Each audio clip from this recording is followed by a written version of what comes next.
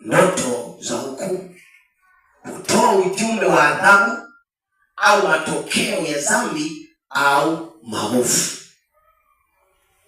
Hutoa ujumbe wa adhabu au matokeo ya dhambi au maovu. Mfano, ndoto ya uharibifu au mateso kutokana na matendo ya mtu au jamii inaonyesha kuhusu athari za kutotubu au kuendelea na maovu. Ndoto ya uharibifu au mateso kutokana na matendo ya mtu au jamii.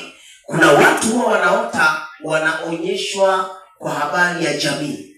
Anaweza akaonyeshwa taifa, anaweza akaoteshwa kubali ya nini, ya kijiji au wilaya au mtaa, kwamba kuna jambo litaikuta Tanzania.